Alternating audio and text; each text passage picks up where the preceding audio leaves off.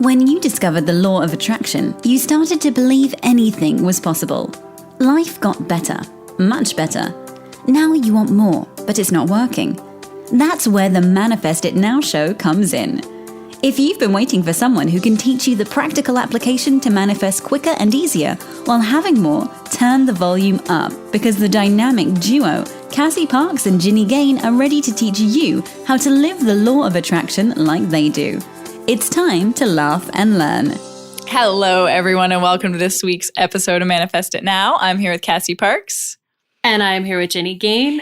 And our topic for this week, we're going to talk about how to manifest with your partner when they are not so LOA savvy and they're not really interested in all this stuff you're doing. Who are those girls you're listening to? Not all about. It's too much laughing. Too much laughing for me. Yes. And I'm excited about this topic. Just because we get this question a lot, and I'm excited to be able to have you guys walk away and be like, it's okay, I still get everything I want at the end of this episode. Yeah. So that's my intention. Awesome. Yeah, really quick, Jen, what are you excited about? I am just excited about how the house is all coming together and how the process of this is like bringing Lisa and I closer together. So one of the things, I asked for growth and I'm getting growth, and it's the most joyous, respectful growth I've ever experienced. So that's very exciting to me. And I walk around my neighborhood. Oh my gosh, there's so many good things. I have to keep this quick. But I feel the feeling. I repeat in my head, oh, this, I've always wanted this. Oh, this is my dream. And so it's exciting to be living that every day, more and more and more. What are you? What are you excited about? I'm just excited about my life and my clients and all the growth and success in all of it. Yeah, they're killing it. Yeah, it's awesome. Yeah. All right. So manifesting when you have a non-LOA partner. Yes. I've also had lots of experience with this. So I think I want to start with it's very similar to what we talked about last week in terms of acknowledge that we both get to have everything I want, but specifically, I get to have the experience I want. So I get to manifest. I have the power to manifest the things I want for the relationship. And I don't have to, this other person doesn't have to inhibit me. I have all the power within myself to manifest the experience I want, period. And yes. So not being willing to use your non-LOA partner as an excuse, I think, is huge. Yes. And I will tell you, this is one of my favorite, I guess you could call it a mantra, but it's the story I tell to myself all the time, is I always get what I want.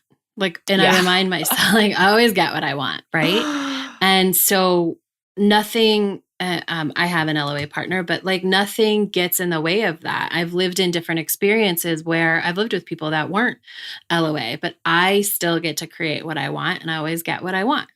Mm-hmm. So if you can start there, we almost don't need to say anything else. If you just could take on that belief, I always get what I want. But of course there's layers to that. That is the most important thing, is that nobody else can take away your power to create what you want. Mm-hmm. Yes. No one can get in your way. If someone's getting in your way, it's you. Yes. No world, no school, no family, no government, nothing gets in the way of you creating your reality. It's all about you. It reminds me, when you say that, Cass, I always get what I want, I always use, I want it, I get it. I want it, I get it. Oh, I like that. And don't be shy to say that with your partner. Right. I think some people, because, there's the selfishness and the bad rep that goes with that or out there. But I remember when I started saying this in my partnerships, how I would just get something I wanted, could be what I wanted for dinner. And I say out loud, I want it, I get it. Mm-hmm. And I'm like, oh, I want it, I get it. So the more you start to acknowledge that within your own life, the more that it will become a reality. And I think being willing to share that with your partner helps that helps you communicate how you live your life. And that's going to be important to them. They don't have to adopt the same way. But I mean, they want to know how you live your life and what's important to you. Right. So like whether or not they're going to participate or not, like, yeah, they want to know because it's part of you. Yeah. Well, hopefully they do. If they don't, time to move on. Exactly. Right. That is sign number one. Yeah. Yeah. I love that. Okay. So I want to just bring up an example, like what to do if you're talking about LOA with your non-LOA partner and they give some, I don't want to say mean response, but like, I don't care response. How would you handle that? Well, can we back up and do like sort of one other step? Yes. Before that. Yes. So I just, like we said, everybody gets what they want. You get what you want. But I also want to go back to our last episode and just highlight that whether or not your partner's LOA or not, you get to be responsible for cultivating the feeling that you want in your house. Mm-hmm. And I have a great example of this, which is a good lead in, I think, to talking LOA and not getting a great response. Mm-hmm. So our dinner time routine is when it's just the three of us, my partner and our son, what was the most exciting part of your day? And we do it. And whenever someone joins us for dinner, they're also included in this. And last weekend, my partner's parents were over and her mom like gave an answer that was not really, there's no right answer, but she didn't listen to the question. Right. And so my partner said, ask Nana again, what was her most exciting part of the day? Right. And so he asked again, and it was the answer was like, oh, when I got here and I saw you versus this other thing I don't even go into. But like, I know. Right. We get to take responsibility for how, like, what's being cultivated in our home. Mm-hmm. And first and foremost, it is our responsibility. It's no one else's responsibility to react. We just have to train them. And that doesn't mean they have to believe, but it means like, oh, like you can ask, like, was that really the most exciting thing that happened to you today? Oh, no, actually it was this, right? Because we're so trained otherwise that, creating a different experience in our house is super powerful and might take a little bit of time. Mm-hmm. And I think this ties into, right, when we're talking about LOA and we get a response that we don't love. Mm-hmm. Yeah. Or if like you come home from work and you ask your what was the best part of your day? Or, hey, how was work? And it's negative. Mm-hmm. And I think a lot of people who their immediate response is, you shouldn't be feeling negative. That's like bad LOA. I don't want negative in my life. And that response from us, us being the LOA person, is actually non-LOA. Yes. Because that's the judgment, that's the resistance, that is not allowing or loving. Mm-hmm. And so check yourself and say, and take it, same thing, comes back to the same thing. It's not your partner's responsibility to be any way. It's your responsibility. So that's one of those things. But yeah, if your partner says something really negative and you don't have that judgment, you're like, oh, okay, you can, like, your allowing state will eventually train them to respond to you differently. This is like one of my most favorite thing to watch happen with clients, and they come to me and they're like, oh my God, you'll never guess what happened. And I'm like, yes, I will. He said this or did that, or, yeah. And then, so coming back, I guess I kind of skipped the first question, but if you're talking LOA and they don't have a good response, what would you say, Cass? So we give me a specific, like, is this like I'm sharing, like, oh man, I saw the best evidence today? Yes, or yes, is this, exactly. If they didn't have a good response, which would be like, I don't care. Maybe. I guess an I don't care response. Oh.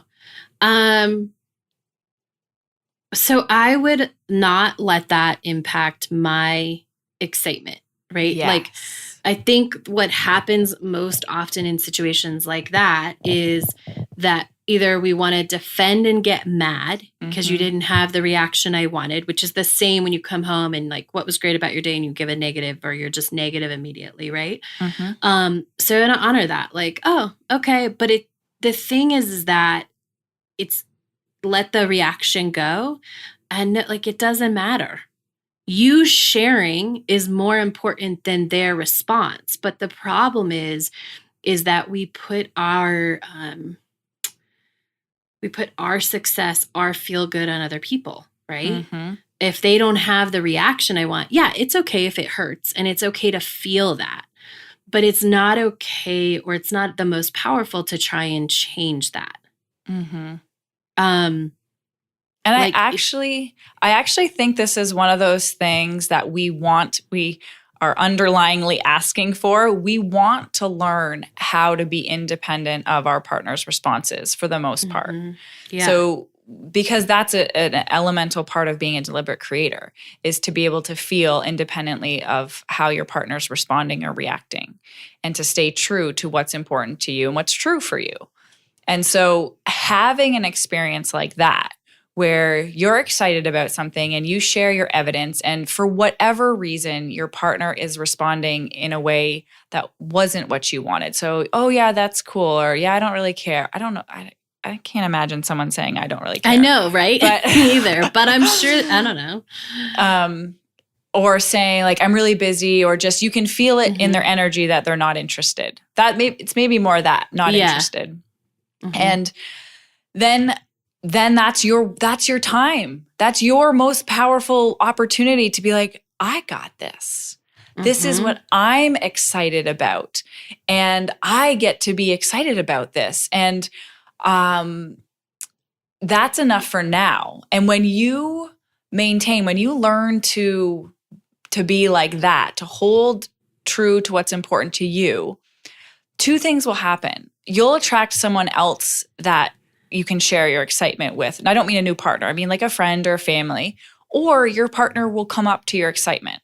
But if you go down the second in response to their reaction, then that's not you being a deliberate creator. That's you being a conditional creator. And so this is like one of the most powerful parts of being in a relationship. This is what we get to practice, and this is what we get to learn all day long. So is there anything else you would add to that, Cass? Yeah, is that I think there's a sort of a higher level skill you can practice with this is, let's say the evidence, I don't know why this is coming in. Someone probably has this experience, but like, let's say your evidence was a purple butterfly, right? And so is elevating to just being excited that you saw a purple butterfly. So when you're, telling your partner like, oh, I saw a purple butterfly, right? Like, and not explaining why. And there's a lot of layers to that. Not explaining it is actually makes it stronger. Yeah. And it gives this opportunity for them to ask, like, why are you so excited about that? And you can say, well, because there's a purple butterfly on my vision board in this one spot, of whatever over this house. And it makes me excited to know that it's getting closer. Right. And to really hold what it is that's most exciting, or what's most true. Like, I'm super excited about a purple butterfly. You don't have to go in that it's evidence to this, or that it means this, or whatever it is. Just really hold true to that excitement. Love it. I love it. I would actually say, I don't know where this fits in, but if your partner isn't LOA, I don't suggest talking about it in LOA terms, like with them. I'm a big believer in just being the example, and you doing it, and you being happy, and eventually they're going to notice like the extra happy, or that everything's working out for you, or all, things like, wow, that happened so easy for you. And you're like, yeah, I know. And, end of story. And so it sometimes almost is more empowering in that sense when you see what your partner's reflecting back to you about your example that you're leading. Yes. And so I think that's a very good one. And we can go a little more into like leading by example as our next one, but don't use LOA terms. Yeah. Because you're right. Like it just does, like it's just allow it to be and don't try and get them to come over. Like accept that. Come over. Yeah. Don't try and get them to come over to your side to convert. Just let them be and accept that fully. Like one of the most powerful things you can do is accept that they will never be an LOA person. Yes. I love that. Like how freeing is that for both of you? Right. There's no need for you to try to make yourself understood by them, and there's no pressure for them to need, it's just there's total freedom with that. Mm-hmm. And that's the place you want to manifest from. That's the place you're going to co-create with them, whether or not you're talking in manifesting terms or not. Yes. Mm-hmm. Yeah. Yeah. And then what was our next one? Don't use LOA. Oh, did I have another one after that? The other thing I just kind of adding on to that is if you're uncertain about if they want to know more or not, then just ask them, or like if you're really excited about, hey, I just, signed up to work with Cassie or Ginny, and you're excited about that, that's something you want to share with your partner, but they're not LOA. Share your excitement about, hey, I'm doing this thing for myself and I'm so excited about it. Mm-hmm. And then ask them, do you want me to share stuff with you? Like, are you interested? That kind of thing. So you're giving them the space to choose as well. Which is huge. Giving them the space to choose instead of wanting or trying to force them into wanting to do it. Yeah. Yeah. I love that. So is there anything else you can think of, Cassie, you kind of want to wrap up in our terms of how to manifest when your partner's not LOA-E? LOA-E. Just that it's totally possible. And the more you let go and the more you lead by example, the more they might be interested. And I'm just giving you all listeners, like this happens with my clients all the time. I'm sure it happens with yours too, Ginny. Like, there's, and one of my favorite episodes on the, it's now called Manifesting Success Stories podcast, is called like How to Manifest When Your Husband's a Spender, right? So when they like to spend money and they're not into LOA, like, and so if you need proof, like that just by being you, just take it from us that like choose to believe and to sort of soak that up, that it's possible that those things shift when you do these things and all you do is lead by example. And go find the proof. Go listen to that episode if you need some more proof, because it happens all the time when you lead by example. And that's the number one thing. Absolutely. That's the biggest thing, is you keeping your focus on who you're being versus trying to change or control or manage who they're being in any way or their reactions or anything. Go be you. Yes. And own it. Yes. Yeah. Awesome. All right. Well, we will see you guys next week. Bye. Go be awesome. Thank you for joining us on the Manifest It Now show, where you learn how to leverage the law of attraction to manifest your dreams. Now that you're inspired, share the love and review us on iTunes. While you're there, remember to subscribe.